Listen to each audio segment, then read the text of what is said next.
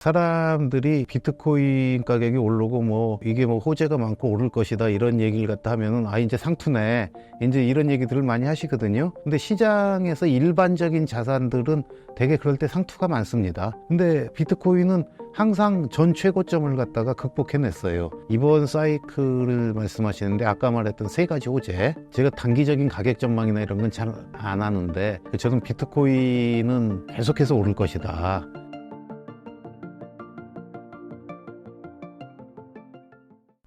안녕하세요. 저는 최창원이라고 블록미디어 선임 기자를 하고 있습니다. 블록미디어에서 2018년부터 비트코인과 관련된 기사를 갖다 계속 쓰고 있고, 제 미션은 비트코인의 보급 확대입니다. 대표님, 지금 비트코인 가격 어떻게 보시나요? 비트코인이 ETF가 들어온 다음에 거침없이 가격이 오르다가 최근엔 좀 조정을 갖다가 이렇게 보이고 있는 것 같아요. 그 이유는 가격 상승의 이유가 비트코인이 제도권에 들어오면서 수요가 늘어나고 또 투자자들이 더 신뢰하기 시작해서 가격이 많이 올랐었는데, 최근 들어서 한 13%에서 15% 정도 이제 조정을 받았는데, 오늘은 약간 또 오르고 있습니다. 오늘은 25일인데요.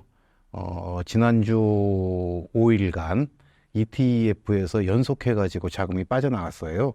그래서 8억 9,770만 달러가 일주일 영업일 동안 빠져나갔는데, 그것 때문에 지난주에는 조정을 갖다 많이 받았었는데, 마지막 날인 금요일 날 5,160만 달러로 규모가 굉장히 줄어들었습니다. 그렇기 때문에 이제 더 이상 유출은 안 될 수도 있겠구나, 이제 이런 생각에 안정화돼 가지고 가격이 다시 상승하고 있다고 이렇게 생각을 하고 있습니다. 이 정도 가격 하락은 늘상 있는 거니까요. 차익 실험 매물 정도로 봐도 될 것 같습니다. 대표님, 조정하면 오히려 저감매수 기회 아닌가요? 지난번에도 말씀드렸지만 타이밍 매매로 해서 지금 가격이 싸니까 사고 비싸니까 팔아라 이제 그런 말씀은 잘 안 드리는데요. 어쨌든 급격하게 가격이 오르고 나면은 하락하는 건 불가피한데, 이번 조정은 저는 아무튼 조정일 때마다 매수 기회라고 생각합니다. 앞으로 이제 쉽게 말씀드리면 좋은 일이, 호재가 계속해서 발생하게 되는데, 그게 세 가지 정도로 볼 수가 있습니다. 첫 번째는 이제 4월 달로 예정된 비트코인 반감기가 있겠고요. 비트코인 반감기가 오면은 현재 6.25개인 비트코인이 채굴 보상이 10분마다 주어지는데, 이게 3.12개로 정확히 절반으로 줄어들게 됩니다. 그럼 하루 한 450개 정도가 생산이 되거든요. 그러니까 비트코인이 나오는 게, 신규 공급되는 게 굉장히 없게 되고, 그리고 반감기 이후에 미국 연준이 금리를 인하하려고 굉장히 제가 보기엔 노력하고 있습니다. 시장의 지표도 지표지만은 어떤 대선을 또 앞두고 있고, 그리고 미국 경제 상황이 고용은 좋은데 또 부분적으로 수요가 줄어든다거나 가계의 저축이 줄어든다거나 이런 식으로 경기가 좋다고 해석하기에만은 좀 불합리한 그런 어떤 좀 이상한 현상들이 많이 벌어지고 있어요. 그리고 미국 은행들이 어떤 상업용 부동산 부실화라든지, 그리고 미국 정부의 부채가 100일에 1조 달러가 늘어난다든지, 그렇기 때문에 고금리를 미국 경제가 말처럼 그렇게 쉽게 견딜 수 있는 상황이 아니거든요. 그렇기 때문에 미국 중앙은행이 어떻게든 금리를 좀 조정하려고 노력하고 있다, 저는 그렇게 생각을 하고 있고요. 그리고 세 번째로 ETF를 통한 수요 확대가 이제 본격화될 것이다. 왜냐하면은 기관들이 아직 본격적으로 들어오진 않았습니다.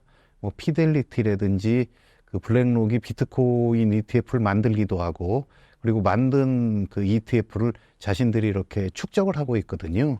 자신들이, 피델리티 같은 경우는 캐나다에 있는 올인원 ETF를 갖다 통해서 세 가지 종류인데, 보수적인 건 1%, 그리고 일반적인 중간은 2%, 그리고 공격적인 건 3%를 이렇게 편입을 갖다 하고 있듯이 ETF를 자체 편입한 데도 있고, 또 모건 스탠리가 최근 들어가지고 13개 펀드에 자기네들이 이렇게 비트코인을 갖다 넣겠다, 이런 얘기를 갖다 하고 있기 때문에 기관들이 이렇게 점점점 자신들의 상품에 비트코인 ETF를 또 원재료로 포함을 시키고, 그리고 미국의 401k나 이런 거에 자본을 어떻게 배분하라고 이렇게 조언해주는 어떤 금융 조언가들, 이러한 분들도 지금 교육을 한참 받고 있어요. 이 비트코인 상품이 뭐다. 그러니까 이 비트코인 ETF를 고객들한테 네가 어떻게 조언을 해야 된다. 이런 교육을 받는 작업을 하고 있거든요. 왜냐하면은 모르면서 추천을 할 수는 없잖아요. 그게 이제 본격화되고 그 교육이 끝나면은 한두 달 내에 아마 끝날 겁니다, 많이들. 그러면은 이제 본격적으로 거기를 통한 개인 투자 자금의 은퇴 자금의 어떤 유입, 이런 것들이 시작될 거기 때문에 비트코인은 상당히 좋은 일이 많이 남아 있다. 저는 이렇게 호재가 크게 많이 남아 있다, 이렇게 보고 있습니다. 예. 은시총 추월한 비트코인 어떻게 생각하시나요? 비트코인이 은의 시가총액을 추월한 거는 아주 큰 의미가 있습니다. 예, 뭐냐면은 사람들이 비트코인 가격이 오르고 이게 호재가 많고 오를 것이다, 이런 얘기를 갖다 하면은 이제 상투네, 이제 이런 얘기들을 많이 하시거든요.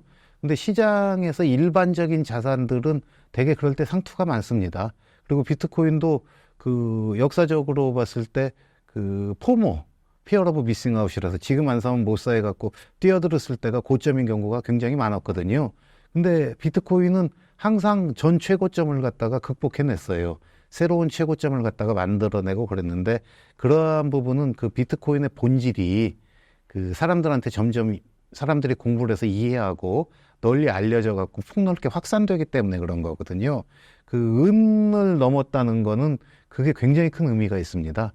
지금은 가격이 조정돼서 약간 비슷해졌을 텐데, 은이라는 거는 5,000년 동안 돈으로 인류 역사에서 상당히 오랜 기간 동안 돈으로서 기능을 해왔거든요. 여러분 영화 같은 데서 보시거나 아니면 우리나라 여기 제가 그림을 하나 갖고 왔는데, 여기 말갈굴 모양의 청나라의 화폐입니다. 1592년대 우리나라에서 임진왜란 때 사용됐던 화폐거든요. 그걸 갖다가 이렇게 임금으로도 자기들끼리 주고 물품 구입하는데 사용했다고 그래요.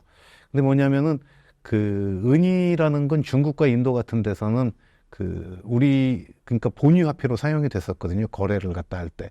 그걸 뛰어넘은 겁니다. 여러분 한번 생각해 보셔요. 금이나 은은 아무것도 뭘 주질 않지 않습니까? 비트코인도 뭘 아무것도 안 주죠. 이 주식하고 사람들은 비트코인을 비교를 많이 하는데, 주식은 배당도 주고 그리고 돈을 벌잖아요. 회사가. 누가 법니까? 회사가 벌지만 열심히 일해서 도는 거 아니에요. 그러니까 어떤 거냐면 일론 머스크가 일을 해가지고 주식 가격을 갖다 올리는 거거든요.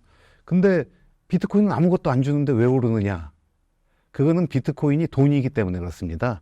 돈에 세 가지 기능이 있는데, 가치 저장 수단으로 기능, 그리고 교환의 매개, 그리고 가치의 척도, 세 가지 기능이 있는데 그 중에 제일 중요한 게 가치 저장 수단인데, 가치 저장 수단이란 건 뭐냐면은 옛날부터 돈이 가치 저장 수단이 된 거는 공급이 마음대로 늘지 않으니까 저걸 우리가 갖고 있으면은 적은 공급량 때문에 내가 땀 흘려 일한 대가를 갖다 오랫동안 보존할 수 있다, 저축할 수 있다, 이제 그래가지고 금이나 은을 샀던 거거든요, 사람들이.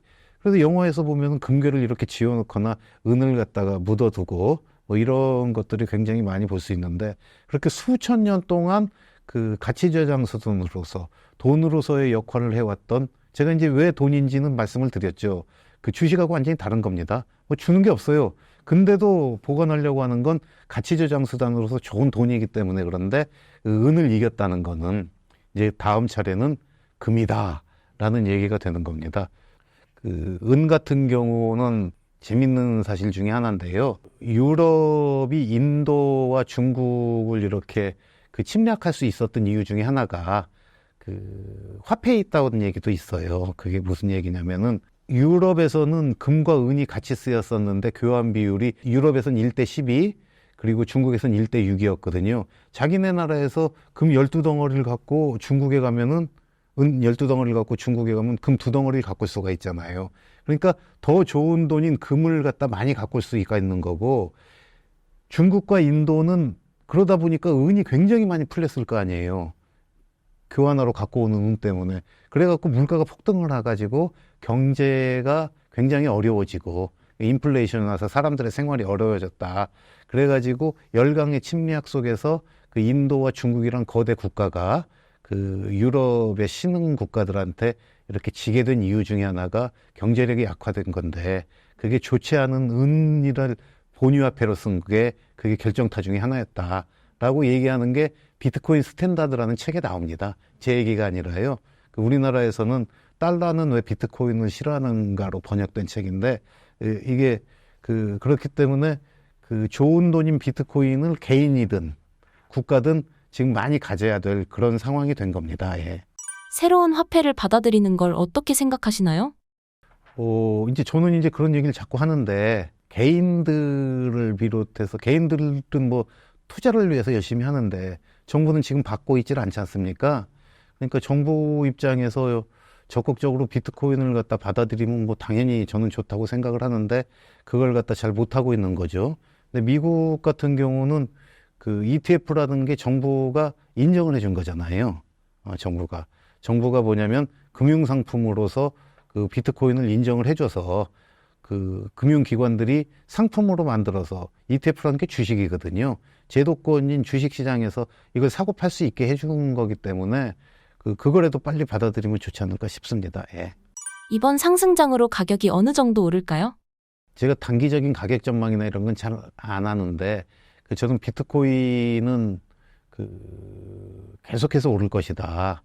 그래서 그 오르는 가격은 제 얘기가 아니라 이제 아크인베스트나 이런 데서는 최근에는 돈나무니가 수학적으로는 350만 달러까지 오를 수 있다, 이렇게 얘기를 했습니다. 뉴욕에서 열린 그 비트코인 투자자 행사에서.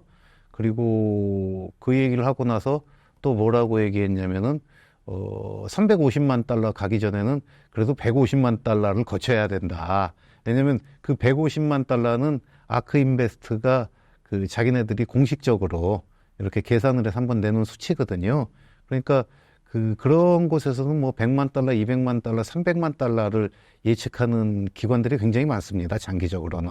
근데 이번 사이클을 말씀하시는데, 아까 말했던 세 가지 호재, 이미 연준이나 유럽 중앙은행이나 전 세계 은행들은, 우리나라도 마찬가지로 현 금리 상황을 경제가 받아들이기가 힘들다고 느끼기 때문에, 왜냐하면 아파트 값이 떨어진다거나 아니면은 기업들이, 우리나라는 뭐 태형 문제도 있고 이런 것들이 전 세계가 마찬가지예요. 어느 한 곳에서는 금리 상승에 따른 충격을 부담하지 못하는 그러한 기업들이 굉장히 많고, 또 부채가 워낙 과다하다 보니까 미국 정부나 일본 정부도 금리 상승을 하게 되면은 정부 자체가 견디질 못하게 되거든요. 예산의 대부분을 갖다 이자와 새로운 부채로 써야 되기 때문에. 그래서 금리를 갖다 낮추려는 노력을 갖다 하고 있어요. 근데 금리가 낮아지면은 아까 제가 돈이라고 했잖아요. 돈의 가치가 떨어지는 거거든요. 어차피 떨어지고 있는 돈이, 많이 발행한 돈의 가치가 금리 인하로 또 떨어진다면, 그럼 예전에도 금리가 떨어지면은 금값이 올랐거든요. 근데 장기적으로 보면은 금값은 이자를 안 주는데도 불구하고 화폐보다는 계속해서 더 오르고 있잖아요.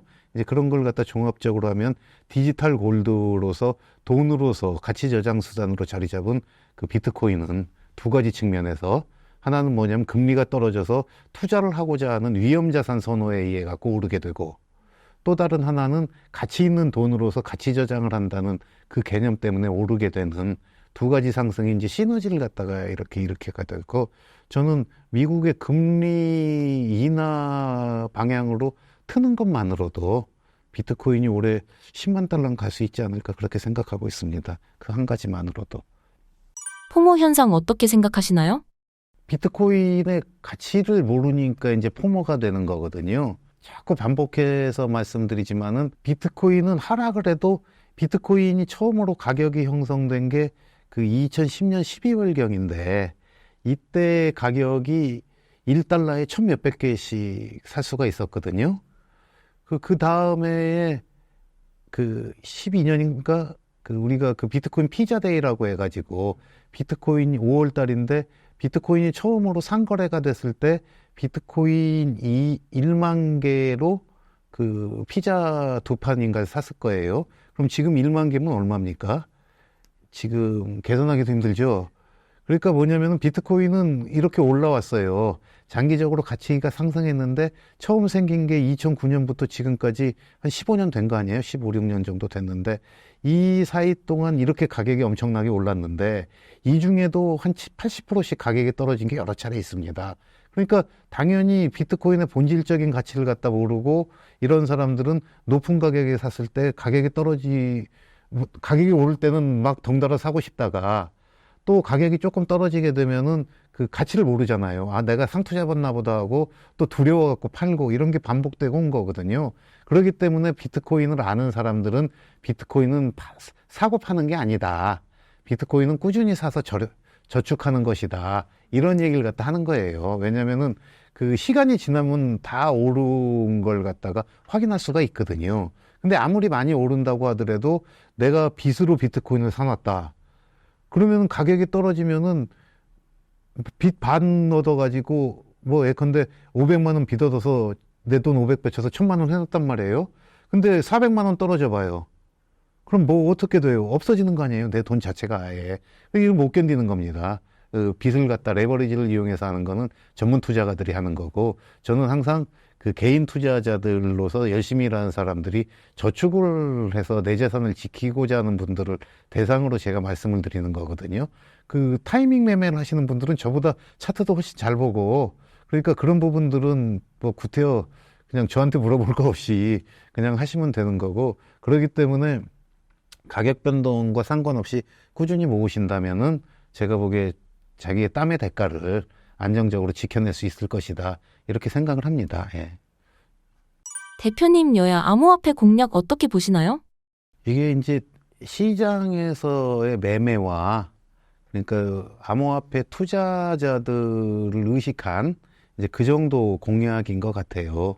뭐냐면 과세를 좀 유예해 준다. 뭐 이런 건 뭐 당연하게 다른 자산하고 형평성에 맞춰서 해야 된다고 생각하고 이제 뭐냐면은 비트코인 한 가지뿐만 아니라 이 비트코인을 투자자들만 있는 게 아니라 산업적인 측면에서도 굉장히 필요한 거거든요. 어떤 게 있냐면은 그 미국은 주마다 채굴 산업을 굉장히 권장하는 주가 많아요. 왜냐하면 전기값을 아껴주고 그 화석연료 사용을 줄여줍니다. 그게 이유가 뭐냐면은 그 전기라는 건 어떻게 돼 있냐면은 전기는 일종의 그 사람으로 치면은 혈류예요. 그래서 전기가 일정량이 공급이 돼야지 사람이 활동을 할 수 있듯이 그 혈압이 일정하게 유지가 돼야 되듯이 전기도 일정한 전력이 계속 공급이 돼야 되거든요.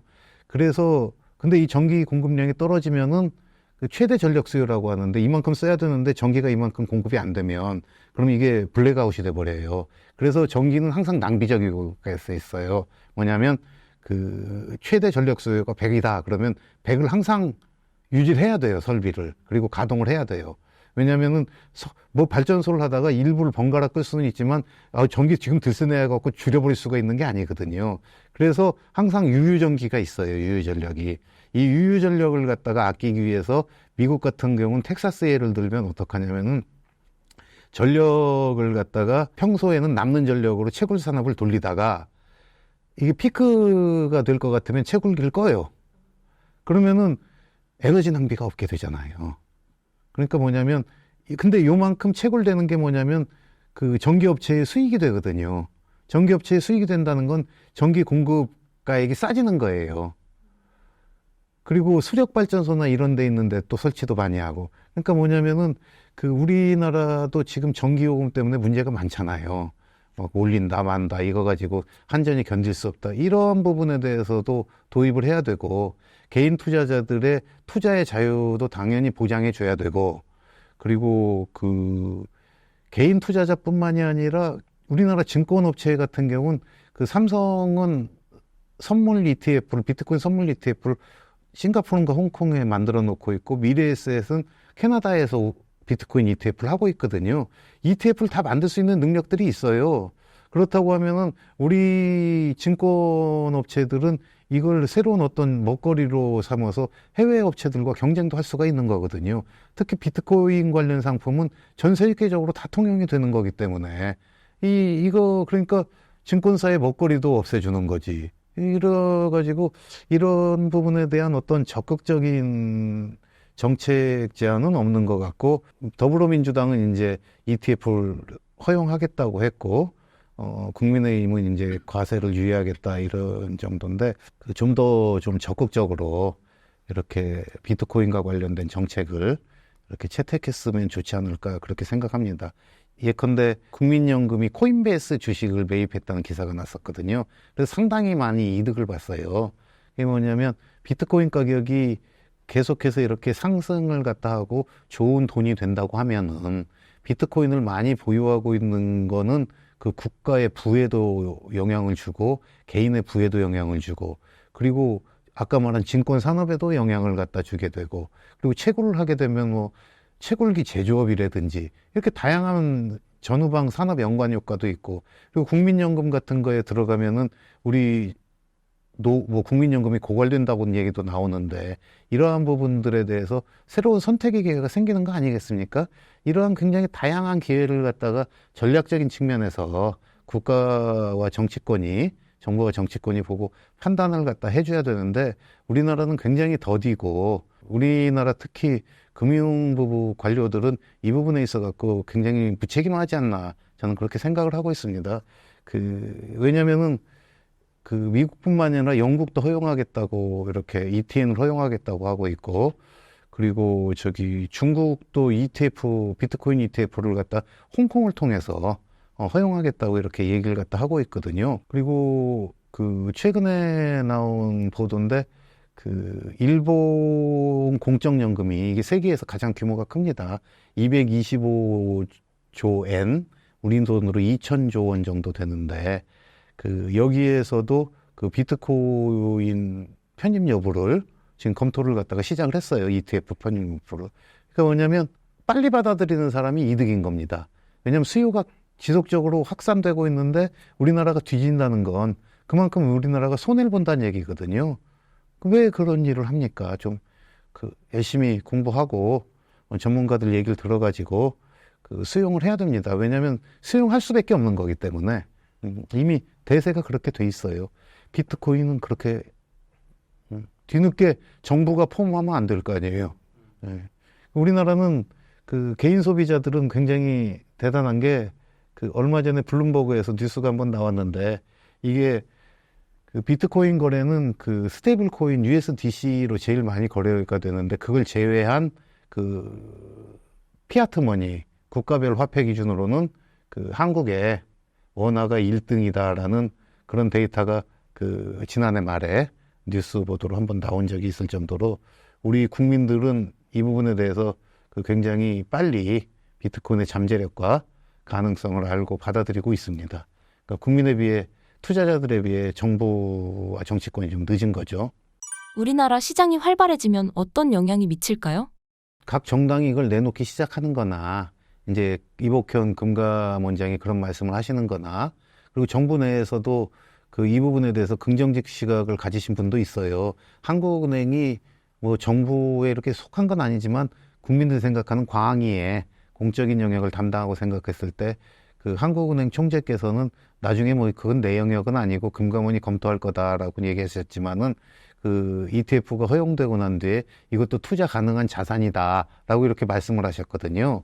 기자들의 질문에 이제 그런 식으로 답변을 하셨는데, 그건 의도적인 발언이라고 저는 봐요. 뭐냐면은 하고 싶은 걸 수도 있고 해야 된다는 걸 이제 그런 식으로 표현한 걸 수도 있다고 봐요. 왜냐하면 뭘 물어본다고 다 이 의사결정권을 가지거나 영향력이 있는 분들이 대답을 하는 게 아니거든요. 자기 말이 미치는 파급 효과를 다 계산하고 하시는 분들이기 때문에, 그래서 그렇게 운을 띄웠다고 생각을 하는데, 그래서 정부 내에서도 이런 게 좀 논의는 되고 있을 거라고 생각을 하는데, 이제 그러한 부분이 좀 적극적이거나 아니면 긍정적인 방향에서 되고 있기보다는, 이렇게 아까 영향을 줄 거냐고 말씀하셨는데, 시장의 국민들에 의해서 이렇게 끌려가는 방식으로 된다는 게, 그게 참 조금 안타까운 거죠. 왜냐하면 그렇게 하게 되면 좋은 정책이 나오기 힘들거든요.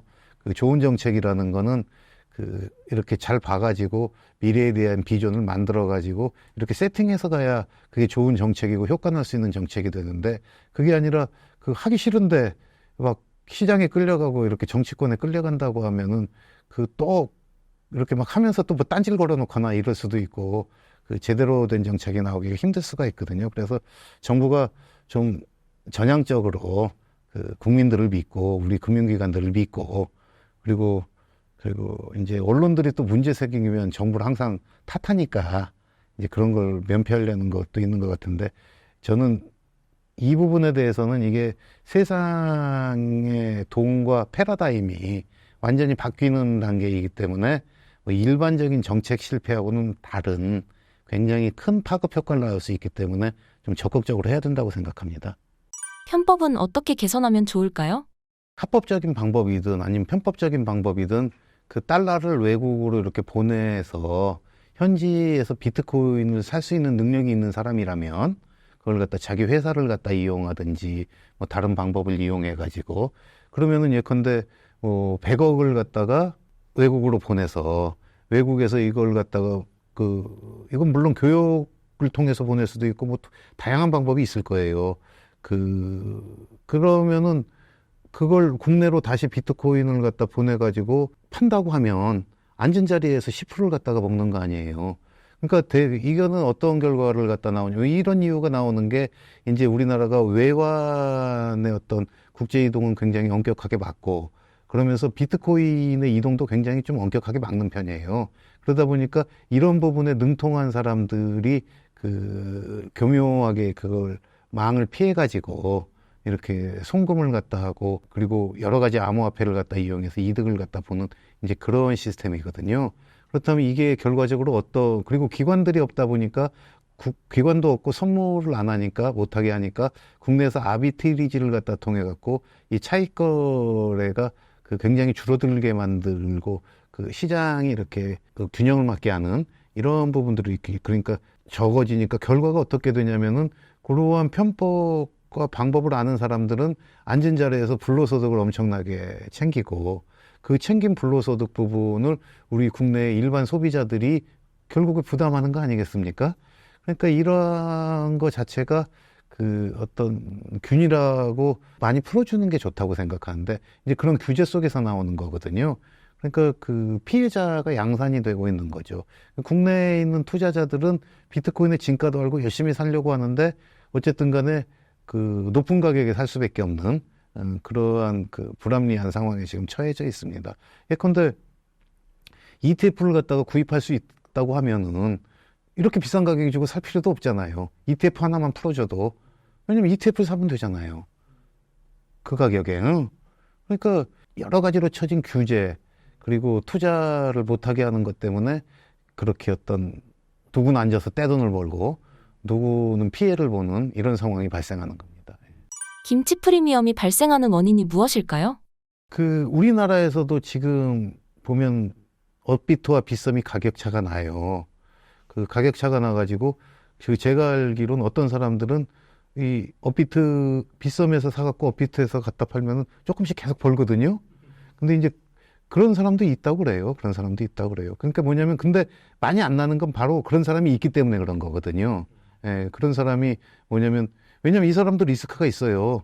왜냐면 여기서 사서 저기다 팔려고 하는데 거기 가격이 떨어져 버리면은 옮겨놓고 손해를 봐야 되기 때문에 그러니까 시장에서는 가격을 갖다가 이렇게 일치시키게 하는 메커니즘이 단일 가격을 만드는 메커니즘이 발생을 갖다 하게 되는 거거든요. 근데 이렇게 일물일가 법칙이 성립이 안 되는 건 다 규제 때문에 그런 겁니다. 뭘 못하게 하니까. 그러니까 아무것도 할 수가 없어요. 뭐냐면 선물을 매도해가지고 뭐 해칭을 한다든지 뭐 아니면은 싼 데서 이렇게 빨리 갖고 왔고 잽싸게 이렇게 해야 된다든지 그러니까 편법으로 돈을 갖다 보내갖고 사가지고 다시 보내고 이런 사람들도 시장에서 즉각 저가가는 게 아니에요. 다른 방법을 이용해가지고 비싸게 차익을 갖다 먹는 거거든요. 예컨대 근데 아까 말씀드렸다시피 ETF가 있다면 우리 국민들이 같은 양의 비트코인을 비싼 가격을 주고 살 필요가 없잖아요. 예컨대 내가 뭐 $1를 갖다 투자하겠다고 하면 그거 사버리면 되는 거 아니에요. 제 말씀 그런 말씀을 드리는 겁니다. 예. 비트코인 ETF 승인을 어떻게 보시나요? 비트코인은 돈이라는 게 세 가지 특징이 있는데 이제 은밀성이라는 건 뭐냐면은 P2P 화폐로서의 비트코인을 얘기하는 겁니다. 근데 개인이 나를 갖다 지키고자 할 때 그때 ETF가 나왔다고 해서 P2P 비트코인을 못 쓰는 게 아니에요. 그러니까 ETF가 비트코인의 그 장점을 닫아놓는 게 아닌 겁니다. 비트코인은 그거에도 계속 쓸 수가 있어요. 비트코인은 열려져 있는 가치를 가지고 있거든요. 이게 비트코인의 장점입니다. 비트코인의 여러 가지 기능 중에 가치 저장 수단을 말씀을 드렸는데 그런 말씀을 하시는 분들이 근데 엘살바도르가 비트코인을 채택하면 또 열광을 해요. 왜냐면 국가가 채택했다고. 근데 국가가 채택한다는 건 무슨 의미냐면은 국가 리저브에 들어가는 거거든요. 그럼 그거 다 들여다보고 감시해야 되는 거예요. 거기 은밀함이란 건 있을 수가 없어요. 그렇잖아요. 그리고 그러니까 ETF가 가지고 있는 것보다 국가가 비트코인이 나올 때 그렇게 싫어했던 국가가 갖고 있는 거 아니에요. 그러니까 비트코인은 국가에도 열려 있고 ETF 금융상품에도 열려 있고 아까도 말했다시피 은밀함과 개인의 프라이버시를 지키고자 하는 사람들에게도 열려 있는 그래서 진짜 좋은 겁니다. 어느 한 가지로만 되는 게 아니라 그래서 가격이 올라가는 거예요. 프라이버시에 쓰기만 위해서 갖고 있다고 하면 비트코인 가격은 올라가지 않습니다. 그 범위에서 멈추죠. 대표님 추천하는 비트코인 투자 방법이 있으실까요? 그게 있는 돈 다라는 게 이제 개념이 어디냐에 따라 다른데 우리가 뭐 보면 영끌도 있고 그리고 영끌이 아니라 그냥 가지고 있는 다도 있고 여유자금 다도 있고 이게 다 다르지 않습니까? 예, 그러니까 있는 돈이라는 개념을 아마 사람마다 생각하는 게 좀 다를 것 같아요. 근데 이제 저는 어떤 개념이냐면 저축할 수 있는 자금은 뭐 다도 괜찮다. 저는 이제 그 정도 입장입니다. 왜냐면은 빚을 조금이라도 쓴다면 그 사람이라는 건 살다가 무슨 일이 날지 모르거든요. 그러니까 저축 여유자금이라는 거는 내가 뭘 위해서 이렇게 떼놓은 자금금 말고서 얘기하는 거거든요. 가족 같은 경우는 뭐 누가 아플 수도 있는 거고, 뭐 누가 사고 날 수도 있는 거고, 아니면 뭐 집을 갑자기 뭐 늘려가야 된다든지, 뭐 여러 가지 변수가 많이 있을 수가 있어요. 근데 비트코인 가격은 앞으로 예전보다는 변동성이 적겠지만은 지금까지는 변동성을 굉장히 많이 가져왔었거든요. 예, 많이 가져왔고, 그 변동성이 많은 이유는 비트코인이 성장하는 자산이기 때문에 그렇습니다. 왜냐하면 돈을 몇 푼 벌어가지고 배당을 주는 자산 뭐 이렇다고 하면은 그냥 일정할 거 아니에요. 근데 비트코인은 그 성장이라는 개념은 뭐냐면 채택되는 자산인 거예요. 채택되는 자산이라는 건 어떤 의미냐면 지금까지 80억 인구 중에 지금은 한 8천만 명이 선택을 했다면 이제 앞으로는 10억 명이 선택을 할 거고 그리고 10억 명이 선택을 하고 기업들도 마이크로 스트래티지가 하다가 얘도 하고 얘도 하고 이렇게 할 거 아니에요. 그렇기 때문에 굉장히 선택이란 건 수요가 늘기 때문에 가격이 빨리 올라요. 빨리 오르는데 이 선택하는 사람들이 어떤 기준으로 선택을 하냐면 나는 비트코인을 완벽하게 미더로 선택하진 않아요. 비트코인이 좋대는데 나도 한번 해볼까. 거기 뭐 보니까 괜찮은 것 같아. 그리고 말 들어보니까 그럴듯해. 근데 믿음이 없다면 어떤 일이 발생하냐면은 뭐 중국 정부가 뭐 금지를 했다든지 아니면 뭐 어디서 무슨 일이 났다든지 뭐 뉴스에서 무슨 양자 컴퓨터가 뭐 급격하게 나와가지고 비트코인이 이제 해킹된다더라든지 그럼 막 무서워갖고 이제 팔거든요. 그러니까 뭐냐면은 이렇게 성장하는 자산이기 때문에 많은 이득을 본 사람들이 많고 이제 그 사람들 중에 확신이 없고 또는 돈 쓴 일이 있거나 그랬을 때 어느 정도 가격이 떨어지면 나는 여기서 정리하고 빠져야겠어 하는 사람들이 많이 나올 수밖에 없거든요. 근데 그 타이밍에 내가 꼭 쓸 돈을 갖다가 팔아야 된다. 그러면 어쩔 수가 없잖아요. 제가 이제 그런 측면에서 비트코인을 몰빵을 해가지고 저는 뭐 10년 갖고 가도 된다고 생각을 하는데 그랬을 경우에 예기치 못한 사건으로 나의 삶이 흔들릴 수 있는 그럴 수가 있다. 그렇기 때문에 삶을 흔들지 말고 당신의 삶을 이렇게 평온하게 가면서 저축을 갖다가 굉장히 높은 저축, 수익을 주는 저축을 하는 개념으로 비트코인을 사면은 100% 성공할 것이다. 이제 이런 말씀을 자꾸 드리는 거거든요. 그러니까 차트를 하시는 분들 중에 굉장히 잘 맞추시는 분도 있어요. 2021년하고 2018년 그때 상투를 맡으신 분도 있거든요. 피터 브런트라고.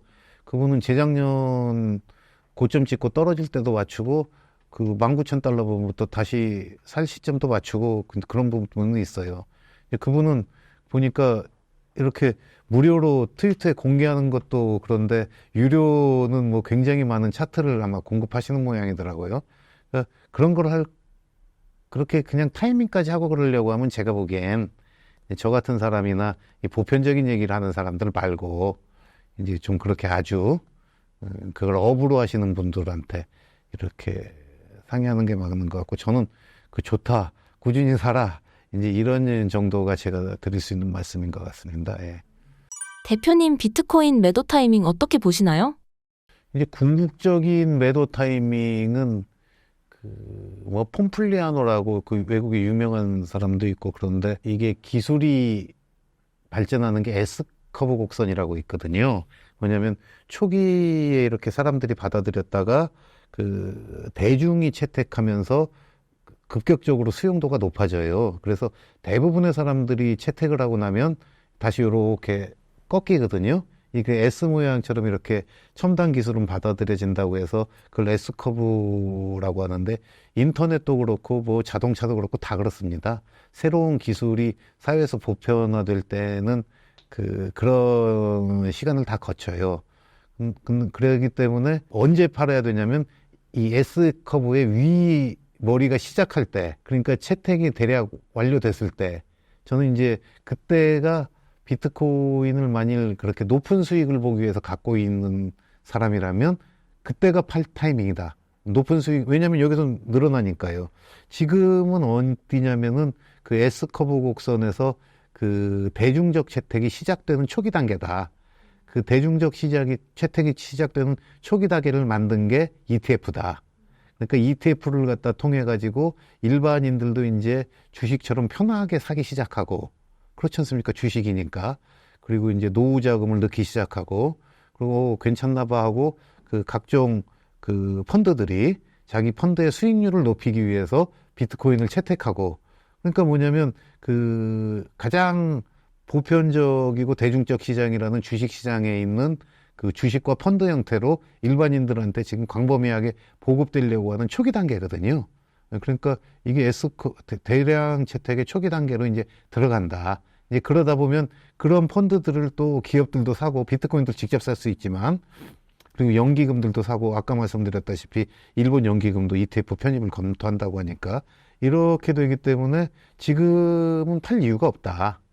그래서 이 최고 꼭지점에 갔을 때 이제 그 최고 꼭지점을 그 판단하는 기준은 아마 상당히 비중 있는 국가의 중앙은행이 리저브 머니로 비트코인을 채택한다는 뉴스가 나오고 막 세상이 놀라기 시작할 때, 그때도 한번 크게 오를 거예요.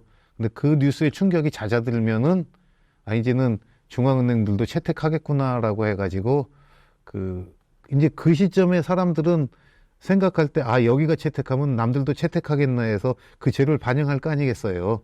그러면 그 뒤부터는 이렇게 완만하게 비트코인 가격이 가지 않을까, 그렇게 생각하니까 그 높은 수익을 갖다가 비트코인 투자를 통해서 얻겠다라고 하는 매도 타임은 거기다. 그러니까 뭐 이번 사이클에서 얼마까지 올랐다 얼마까지 떨어진다는 저는 잘 모르겠고, 그거는 뭐 훌륭하신 분들이 많으니까 거기서 하면 될 것 같고, 저는 제가 생각하는 매도 타임은 그때입니다. 그 중앙은행들의 비트코인 채택 뉴스가 나올 때. 그럼 얼마나 돈이 들어올까요? 가격 전망을 갖다 하면서 그 아크 인베스트먼트 보고서가 그 230만 달러라는 가격을 갖다가 예측했어요. 2030년까지. 요때 이제 이게 이만큼 돈이 들어온다는 얘기가 거의 유사합니다. 뭐냐면 글로벌 투자 자금 250달러 중에 비트코인의 19.4%가 할당된다. 이제 이렇게 얘기를 했거든요. 그러니까 230만 달러라는 돈이 들어와서 그만큼 포션을 차지하게 된다. 이제 이렇게 얘기를 갖다 한 거거든요. 요걸 어떻게 이제 아크 인베스트먼트가 분석을 했냐면은 그 빅 아이디어 2024라는 올해 초에 나온 보고서에서 전통 자산과 비트코인은 상관관계가 낮다. 상관관계가 낮다는 의미는 뭐냐면은 포트폴리오 분산을 하게 되면 수익률을 갖다 높여줄 수 있다. 리스크는 줄이면서 이제 그 얘기를 갖다 먼저 한 거예요. 그 얘기를 갖다 먼저 하면서 그 비트코인의 상관관계는 다른 자산하고 낮다고 이 표를 통해서 이렇게 보여줘요.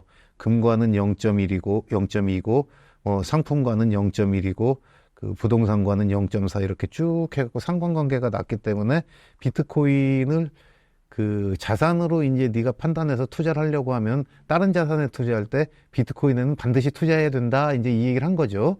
이제 그렇게 논리를 갖다 만든 다음에 그 지금까지 그 비트코인의 변동성과 그 돈을 암만 많이 벌어도 변동성이 너무 높으면 기관 투자가들 입장에서는 불안하거든요.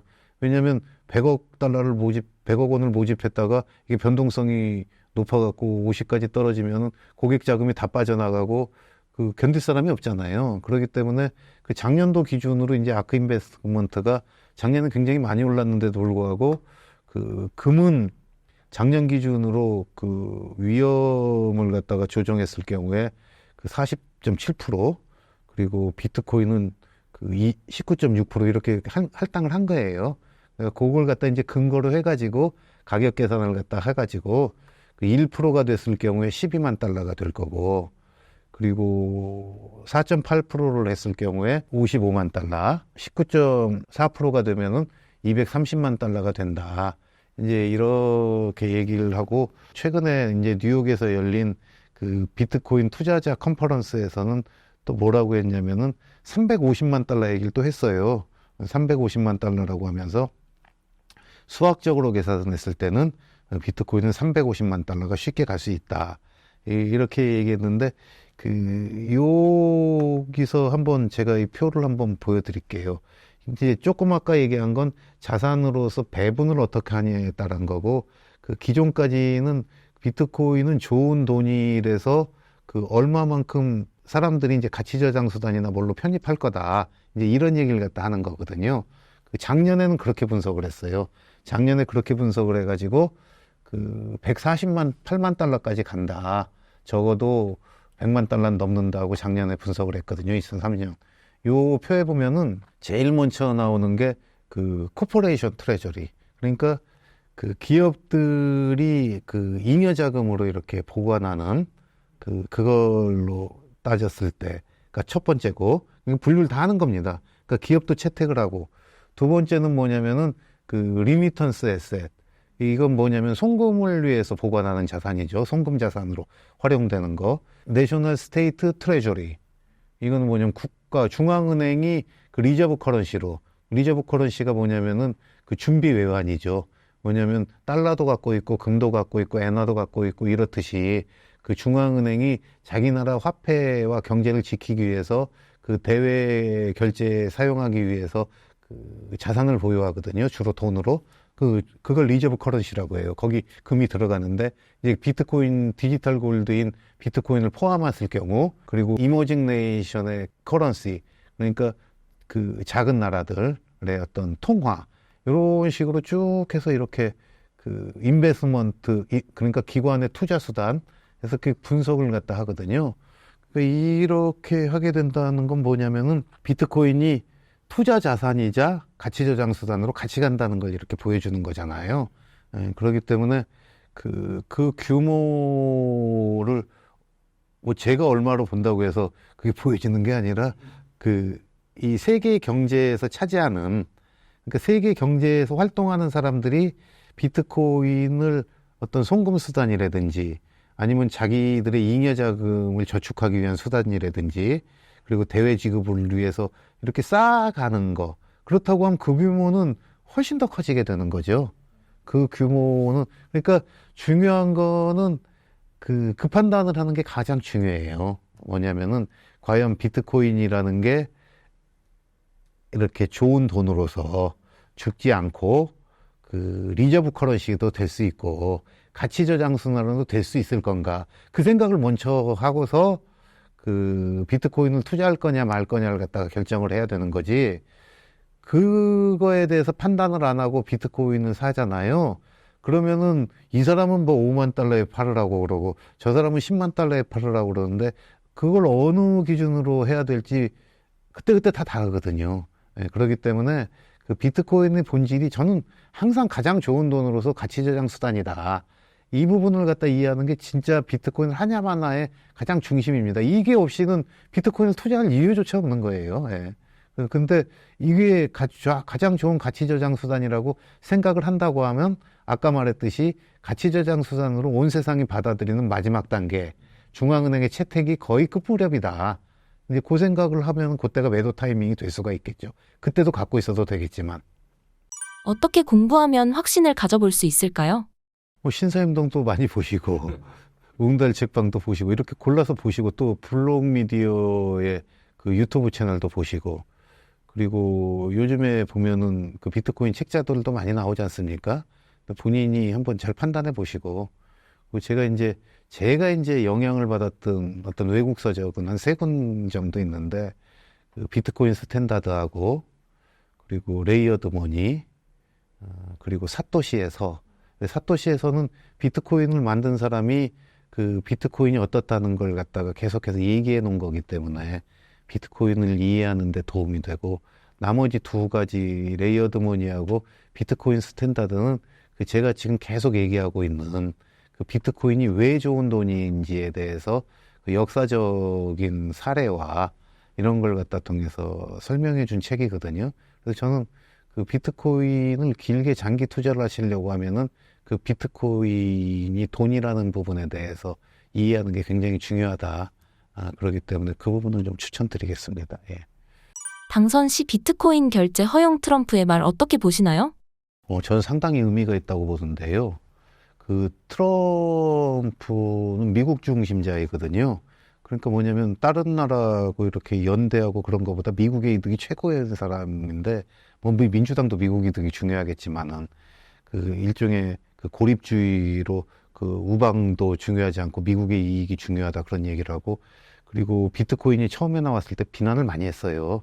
돈은 달러다. 저 새끼 왜 까분다 이렇게 얘기를 했는데 그 트럼프가 비트코인도 나름대로 결제에도 쓰이고 돈으로서 가치가 있다라고 이렇게 인정을 했거든요. 그리고 이 양반이 이렇게 한 거는 뭐냐면 기업인 출신이잖아요. 이제 본인이 그 NFT를 이렇게 많이 팔았어요. NFT도 팔고 그 최근에는 1000개 한정판 운동화를 팔았는데 이제 거기에서 암호화폐로 대금을 지불받은 거예요. 그래서 이 양반이 놀란 거예요. 그래서 그 얘기를 했어요. 이게 결제 수단으로 충분히 쓸 수가 있다. 그리고 보니까 암호화폐로 이렇게 받은 게 가격이 올라가거든. 달러는 그냥 달러인데. 그러니까 좋은 거야, 돈 버니까. 그러니까 이렇게 인정을 한다는 것 자체는 그 미국의 주류, 아무튼 공화당도 주류니까요. 대통령이 이제 그걸 갖다 받아들이게 되는 거거든요.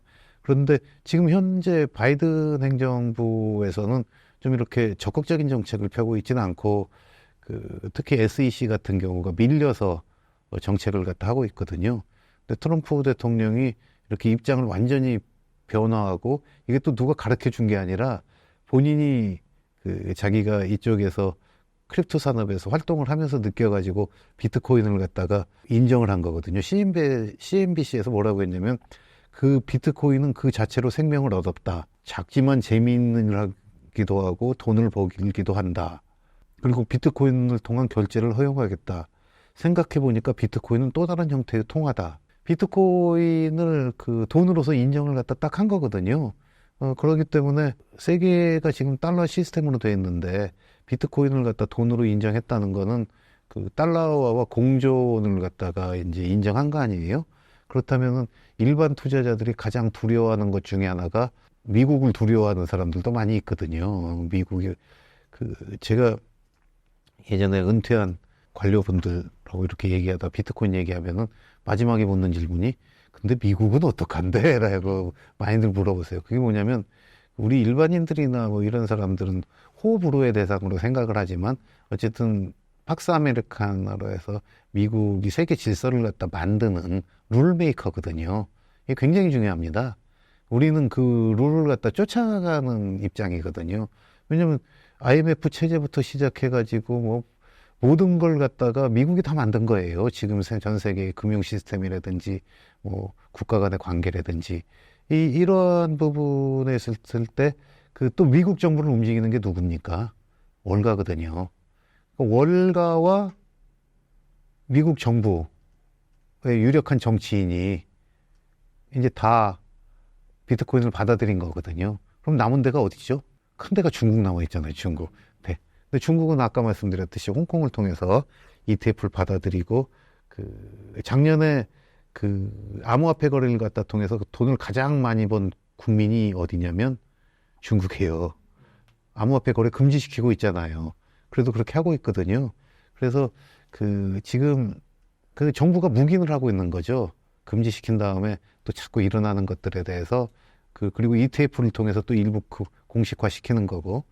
그래서 이제 대세로 되고 있는 거고, 여기서 늦으면 손해 본다. 그러니까 사고 파는 걸 떠나는 게 아니라 시스템을 잘 정비하고 어떻게 들어갈 것인가, 이제 이런 부분을 준비를 해야 되는 거죠. 지금까지의 비트코인의 발전 어떻게 보시나요? 그게 이제 비트코인이 이제 성장하는 과정인데요. 맨 처음에는 비트코인을 장난감이라고 그랬어요. 그러니까 뭐냐면 IT에 능동한 선수들이 막 지들끼리 갖고 노는 이제 그 정도 취급만 하다가 그 비트코인이 그 다음에 이제 피자가 거래됐다고 했죠. 거기서 영감을 얻었는지 모르지만 그 실크로드라는 사이트가 하나 생겨요. 그 실크로드라는 사이트에 비트코인을 갖다 주면은 그 비트코인으로 그 모든 불법적인 행위를 다 할 수가 있는 거예요. 돈을 추적하지 못한다, 이제 그땐 그랬잖아요. 근데 그래서 이제 여기서 뭐 마약부터 뭐 권총 사는 거, 성매매, 그리고 뭐 심지어 살인교사 이런 것까지 막 여기에서 막 벌어지고, 다크앱이라고 해가지고 힘들게 찾아 들어가야지 되거든요. 아무나 못 들어가고. 근데 여기를 갖다 이제 잡고 나서는 이제 이게 뭐가 됐냐면은 범죄자들의 돈으로 된 거예요, 비트코인이. 그 장난감에서 범죄자들의 돈으로 됐다가 이제 그 다음 단계에서 이제 조그만 기업들이 이제 마이크로 스트리치가 먼저 채택을 하고, 이제 그걸 갖다 받아들여 가지고 또 누가 채택을 하냐면 테슬라. 그러니까 이제 기업들이 이제 채택을 하게 되고, 그리고 엘살바도르가 채택을 하면서 이제 작은 나라의 돈이 되잖아요. 예. 작은 나라의 돈이 되고, 물론 그 과정에서 이제 일반 투기꾼들의 돈이란 과정도 거치죠. 사람들이 이제 생각했을 때 투기 수단이란 걸 거쳐가지고, 이제는 금융기관에서 파는 정상적인 금융 상품까지 이렇게 월가의 상품이 됐고, 이제는 국가의 이제 리저브 머니까지 이렇게 성장해 나가는 과정인데, 이러한 부분은 사실 지금 얘기한 게 아니라 몇 년 전부터 계속 했던 얘기거든요. 비트코인은 이런 경로를 밟아서 이렇게 될 수밖에 없다. 예, 결국에 마지막에는 리저브 머니다. 예, 그렇기 때문에 가장 좋은 돈으로서 이 비트코인이 밑바닥에 있게 되는 거예요. 그리고 각 화폐들은, 국가의 화폐들은 그 비트코인도 보유하고 뭐 이런 걸 보유한 단계에서 얼마만큼 비트코인을 보유하고 내 화폐를 발행하느냐, 그리고 우리나라의 경제가 얼마나 세느냐에 따라서 화폐가 없어지는 게 아니에요. 그러니까 인간이라는 건 어차피 공동체를 만들어서 살게 돼 있거든요. 그게 뭐냐면 유발 하라리가 뭐라고 그랬냐면, 인간의 가장 큰 유일한 장점은 허구를 만들어 갖고 협동하는 거라고 그랬어요. 그 허구가 뭐냐면 돈도 허구예요. 그렇잖아요. 그리고 가족 허구예요. 우리가 같이 살고 있지만 실체는 없잖아요. 가족이라는 단어가 있지만은 여기 이 가족도 있고 저기 저 가족도 있고, 회사라는 것도 없잖아요. 법률적인 허구를 만들어 놓은 거거든요. 회사라는 거는 개념을 갖다 정해가지고 얘가 이러이러한 행동을 할 수 있다. 그 허구 중에 가장 큰 게 국가예요. 국가라는 건 형태가 없어요. 그리고 국가라는 속에서 막 우리가 이렇게 살고 있지만은 보는 국가가 다 다르잖아요. 이 정당의 국가는 이렇고 이 정당의 국가는 이렇고, 뭐 무소속 정당은 뭐 어떻고 하듯이 사람들은 하지만 그 속에서 그 국가라는 걸 만들어 갖고 이렇게 운영을 하는 게, 그게 인간이 협력을 통해서 공동체를 만들어 갖고 세상을 만들어 온 방법이거든요. 가장 초기에는 그 힘을 이용해서 맘모스 사냥을 했던 거고, 지금은 더 커진 허구로 더 큰 공동체를 만들어서 뭔가를 하거든요. 그건 왜냐면 인간이 협력하면서 그 협력 속에서 사는 게 더 행복하고 잘 살아왔기 때문에 계속 만들어 온 거예요. 그렇기 때문에 비트코인이 비록 P2P 화폐라고 하지만은 이 국가라는 공동체에서 이걸 어떻게 받아들이고 그리고 그 공동체에서 어떻게 쓰느냐가 가장 큰 단위의 마지막 비트코인에 대한 채택이 되는 거거든요. 그래서 저는 그런 부분이 이 비트코인에 열려 있는 데서 국가가 이걸 옛날에 금처럼 디지털 리저브로 이렇게 활용하는 게 그 비트코인의 최고 발전 단계 중에 하나다. 더 발전하는 건 제 머릿속에 있는데 그건 뭐 더 얘기 안 해도. 예, 근데 그렇다고 하면은 그렇게 성장할 수밖에 없고 P2P 화폐를 넘어서서 성장하게 된다고 말씀드리고 싶습니다. 예. 비트코인은 리스크가 없다고 하셨는데 어떤 의미인가요? 그 부분이 사실 비트코인을 이해하려고 할 때 맨 처음에 이해해야 되는 게 그 비트코인이 죽지 않는다. 이게 이제 첫 번째예요. 그 비트코인이 죽지 않는다는 건 뭐냐면은 이제 역사적 경험으로서는 지금 십몇 년 동안 한 번도 해킹을 안 당했기 때문에 죽지가 않는 거거든요. 예, 지금 죽지가 않는 건데 그 프로토콜의 설계를 그렇게 잘 해놓은 거예요. 어떻게 잘 해놨냐면은 우리가 비트코인은 그 채굴을 해갖고 거래를 갖다 검증을 하고 그리고 수십만 개의 노드들이 그걸 또 공유를 하거든요. 이게 무슨 의미냐면은 노드 하나만 살아있어도 모든 기록을 다시 재생시킬 수가 있는 거고 그리고 채굴을 통해 갖고 그 거래의 정당성을 갖다 보장해 주는 거거든요. 근데 이 부분이 그 수학과 인간의 욕망을 잘 만들어 놓은 것 같아요. 저는 문과라서 그 기술적 부분을 완벽하게 모르는데 그 예컨대 이런 거예요. 그 비트코인을 채굴할 때 쓰는 게 숫자를 갖다 넣어가지고 답을 찾아내는 과정이거든요. 그러니까 그 답이 예컨대 이런 겁니다. 16진법을 갖다 써가지고 0이라는 게 있어요. 0이라는 답을 갖다 찾아내야 되는데 0을 여기 넣어가지고 암호화 기계에 만들어갖고 나오면은 숫자가 됐는데 이걸 0인지를 아무도 몰라요. 그러니까 여기서 0이 찾긴 힘들어요. 근데 채굴이라는 건 뭐냐면은 그 임의의 수를 넣어갖고 이게 0이야라고 이제 찾는 거예요. 0이야라고 이제 찾아가지고 나 이거 답 찾았어 하고 사람들한테 쭉 주잖아요. 그럼 나머지 채굴업자들이 이걸 갖다 보고 아까부터 여기서 여기 가는 건 쉽다고 했잖아요. 여기다가 0을 넣어봐. 그러면 맞네 하고 맞아 너 잘했어 하고 이렇게 예컨대 이렇게 답을 주는 거예요.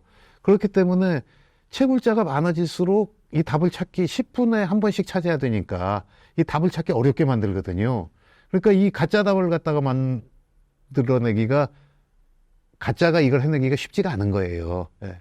그러니까 51%가 찬성을 해야 되고 그러니까 이 채굴이라는 작업을 갖다 통해 가지고 이걸 갖다가 끊임없이 정상적인 답변과 정상적인 거래를 갖다가 확정해내는 시스템을 만들었는데 이게 초기에 작았을 때는 뭐 컴퓨터 한 10대로 할 때는 미국 정부가 500대 갖다 놓고 없애버릴 수 있을 거 아니에요.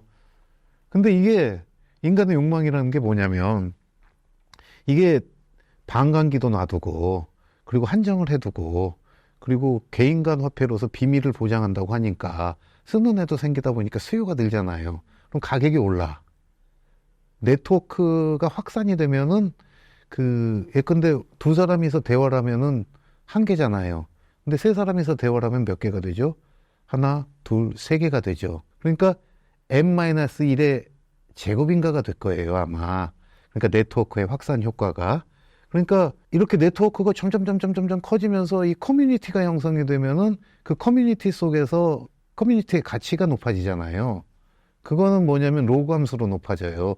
이게 피델리티가 이렇게 분석을 한 건데 이제 제가 그 이 함수나 이런 걸 분석을 한 건 아니고 그렇게 되면 다시 어떤 일이 발생을 하게 되냐면은 그 가격이 높아지니까 채굴업자가 또 늘어나요. 그러니까 이게 상승의 선순환이 이렇게 일어나서 비트코인은 시스템으로 죽지 않는다. 인간의 욕망과 그 욕망을 충족시켜주는 그 논리 시스템을 갖다 설계해 놓아갖고 죽지 않는다가 이제 첫 번째고, 그래서 안전해진 거고, 이제 두 번째 안전하다는 건 뭐냐면은, 제가 주식과 다르다고 했잖아요. 근데 비트코인은 그 블록체인은 세 가지를 다 이루지 못한다는 트릴레마가 있거든요. 그 트릴레마가 뭐냐면은 그 탈중앙성, 그리고 보안성. 근데 비트코인은 지금 탈중앙하고 보안은 완벽하게 처리를 했죠. 그리고 나머지 하나가 뭐냐면은 수용성, 얼마나 많은 사람들이 받아들이느냐인데, 그 대부분의 프로젝트들은 이 탈중앙을 포기하는 대신 수용성을 늘리고 있거든요. 그러니까 블록체인에서는. 그러니까 누가 관여하지 않는 독자적으로 존재하는 돈, 그러니까 P2P 화폐로서 중앙 신뢰기구가 필요 없다는 부분에서는 다 탈락하는 거예요. 그래서 저는 비트코인은 돈이고 다른 암호화폐들은 화폐가 아니라 자산이다. 그러니까 기술이다. 기업이다. 이렇게 생각하고, 그리고 아무리 좋은 기업이라도 마이크로소프트가 1등을 계속하다 애플한테 뺏겼잖아요. 근데 지금 애플이 시가총액 1위를 또 내줬어요. 이유가 뭐냐면 AI에 뒤처졌다는 이유예요. 그리고 테슬라가 뭐 금방 세계 제1의 기업이 되는 것 같더니 또 전기차에서 뭐 덜 팔린다 이러면서 덜 팔리잖아요. 뭐냐면 기업이나 사람이 하는 일은 한계가 있는 거예요. 아무리 훌륭한 사람이라도 그 사람이 무슨 잘못을 저질를지 언제까지 똑똑할지 알 수 없는 위험을 다 가지고 있어요. 그거는 암호화폐 다른 프로젝트도 마찬가지고. 근데 유일하게 그런 위험이 없는 게, 그러니까 망하지 않는다는 위험이 없어진 다음에 그렇게 사람에 의지해야 되는 위험조차 없는 게 비트코인이거든요. 그래서 비트코인은 위험하지 않은 거예요. 가격 변동을 위험하다고 보는 건 그거는 비트코인의 본질을 이해하지 못했기 때문에 그런 거고, 비트코인의 본질을 이해하고 이게 이렇게 끊임없이 확산될 수밖에 없다. 좋은 돈으로서. 그걸 이해하고 나면 전혀 비트코인은 위험하지 않은 자산이에요. 노후 자금 해결될 수 있다고 보시나요? 30년 묵히면 손자까지는 해결할 수 있을 걸로 봅니다.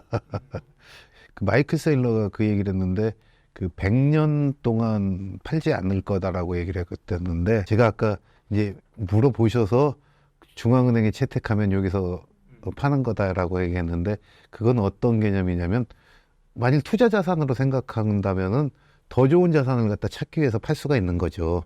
근데 저축으로서는 계속 갖고 가도 되는 게, 우리가 화폐를 갖다 보면은 인플레이션이 돈은 계속 발생을 하잖아요.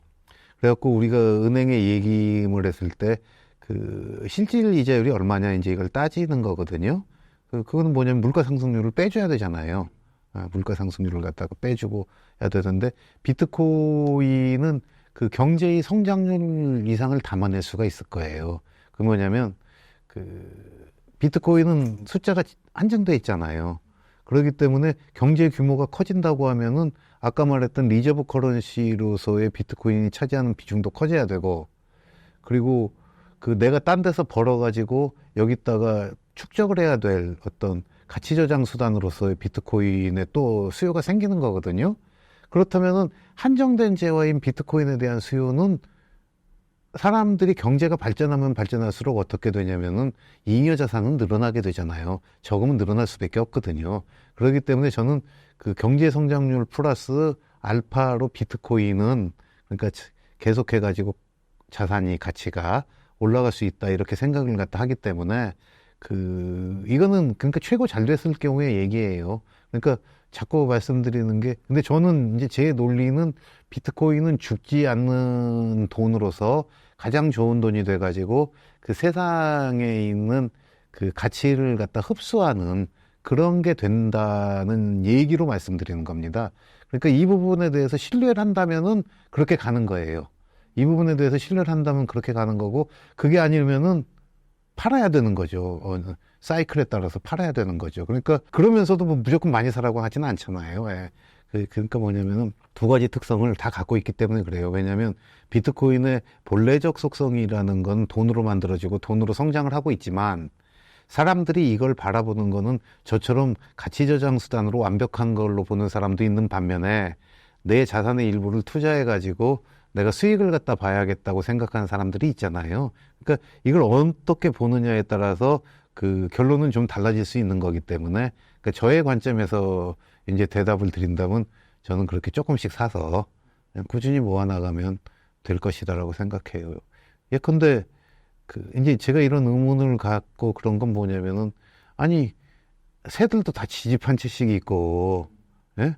근데 우리 인간들은 보면은 그렇게 열심히 일해가지고 빚을 얻어갖고 내 집 한 채를 갖다 마련하고 이러잖아요. 그게 엄청나게 호화로운 집도 아닌데, 그렇잖아요. 우리 사는 집들이라는 게 뭐 조그만 아파트라든지 이런 것들이 그렇게 뭐 새들 집보단 좋겠지만 그렇게 아주 훌륭한 것도 아닌데 그 끊임없이 사람들은 거기에 매여서 이렇게 삶을 사는데 그런 것들이 그 한편으로는 우리 어떤 계속적으로 인플레이션과 그 인플레이션을 통한 자산 가격 상승을 통해 갖고 경제를 갖다 이끌어가는 시스템에 어떤 한계 같은 게 좀 있는 거 아닌가 이제 이런 생각을 하다 보니까 좋은 돈으로서의 비트코인이 왜냐면 다른 자산들은 언제 어떻게 될지 모르거든요. 우리나라도 뭐 부동산은 뭐 완벽하다고 하지만 그 인구가 줄고 있잖아요.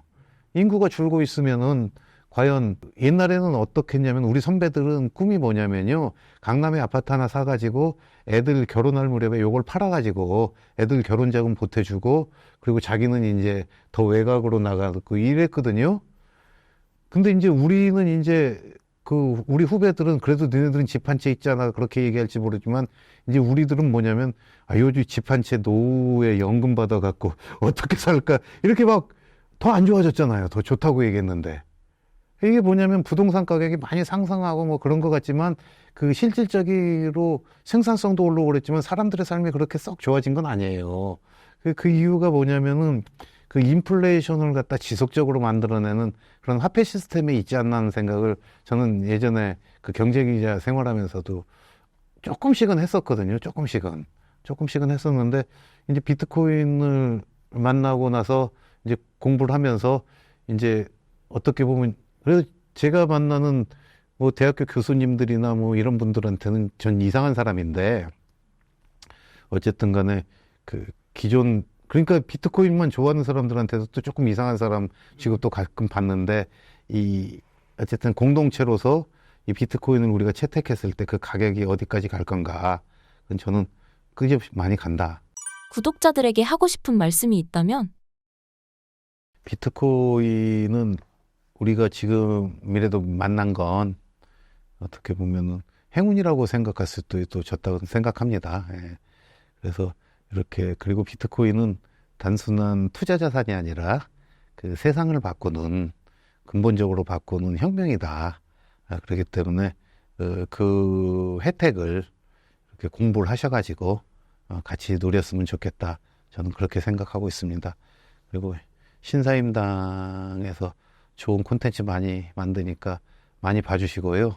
블록미디어도 꼭 찾아주시길 부탁드립니다. 감사합니다.